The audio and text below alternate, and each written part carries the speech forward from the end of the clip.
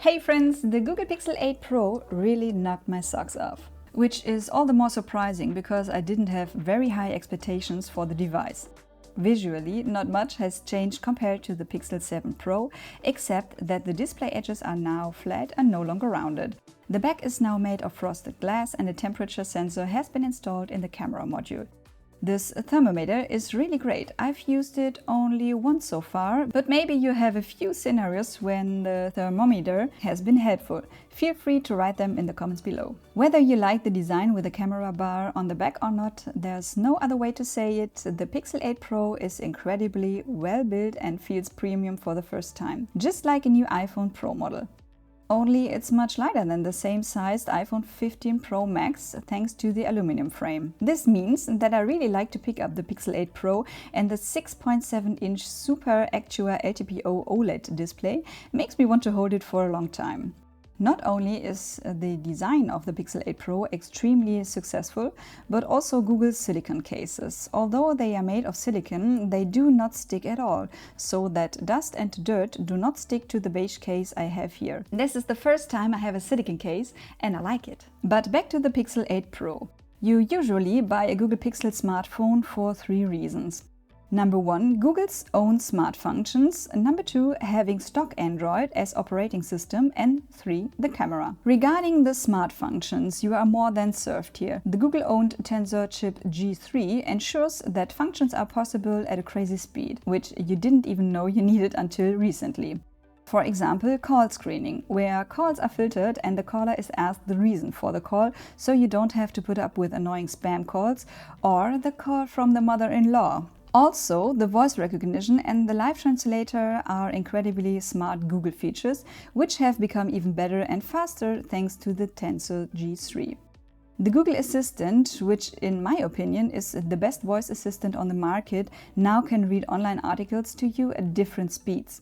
Emails in the Google Mail app can now also be automatically translated. The new Tensor also has a significant influence on the camera functions, which we will talk about in more detail later.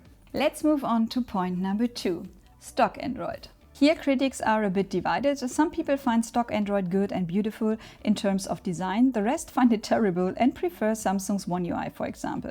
Either way, the Pixel 8 Pro comes with Android 14, which includes a lot of cool new features, for example the AI wallpaper, where you can create your own wallpaper supported by AI, which is really fun and lets you give your smartphone your very own look. Also, the notification light is back, which a lot of people miss on their smartphones. However, only in the form that you can make your camera on the back light up when you get a notification or a call, which means that you would have to put your smartphone face down on the table. And point number 3, the camera. And it's the best Google has ever had on a device. With a 15 megapixel main camera, 48 megapixel ultra wide angle and 48 megapixel 5x telephoto lens, there's no need to think about which of the cameras has the best quality for which shot. I just use the camera that's best suited for my picture and get the same image quality everywhere. If you use the digital zoom, the lost pixels are recalculated by the AI up to 10 times zoom, so you still get super sharp photos at a distance, which is really crazy. One negative thing that I did notice, however, is that in portrait mode, the Pixel 8 Pro zooms in, so you have to take the photo with the ultra-wide camera if you can't move further away from the object. The video mode blurring, however, is a blast and makes, in my opinion, nicer portrait video recordings than the iPhone 15 Pro. However, only in full HD, which I find really disappointing, because otherwise I would love to use this mode very often for my videos here. For those who want even more, there is the Pro mode for photo shots. However, I hardly ever use it, as the Pixel 8 Pro does a really good job in automatic mode. Even the selfie camera takes incredibly good photos that look like they were taken in a studio.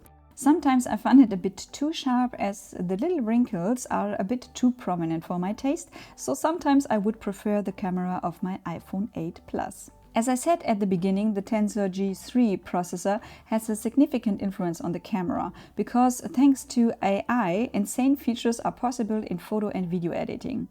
You can adjust the size and position of creatures or objects in a picture or make them disappear completely. Another helpful feature for the mother-in-law. For group photos, you can take several in a row and afterwards insert the best facial expression for each person in the photo. Not to mention the settings that we generally know from Google. For example, changing the blur in portrait photos afterwards. These are all very practical features and they work incredibly well. Overall, I'm a huge fan of the shots that the Google Pixel camera makes, but that's also a matter of taste.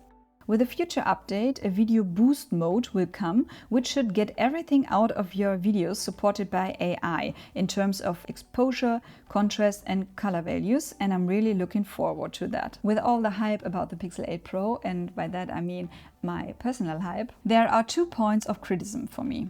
The first is battery life. Personally, I get over 6 hours of display on time with the 5015 mAh strong battery, usually over 2 full days. But I also have to say that I spend most of the day at home or in the office with Wi-Fi.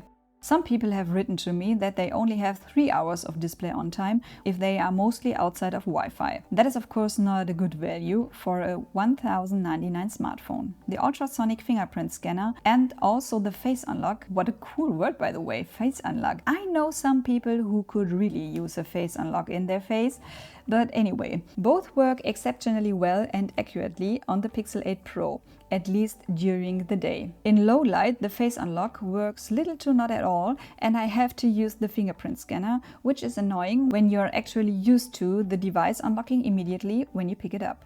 And in the morning, after getting up, it doesn't work so well either, but that's because I could really use a physical face unlock. The Google Pixel 8 Pro is an absolute flagship smartphone, there's nothing to argue on that.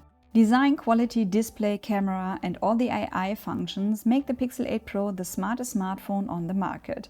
If you buy the Pixel 8 Pro, you can't go wrong because you get a flagship device that you can then use for 7 years. That's the cherry on top, 7 years of updates. That's never been seen before on the smartphone market. I hope you enjoyed my review of the Pixel 8 Pro. If so, please hit the like button and subscribe to this channel for you. It's totally free and it helps me grow this channel, which means a lot to me. In this sense, friends, thank you so much for watching. Until the next time. Bye. Mwah. I've used it only once so far, but maybe you have a few scenarios when the thermometer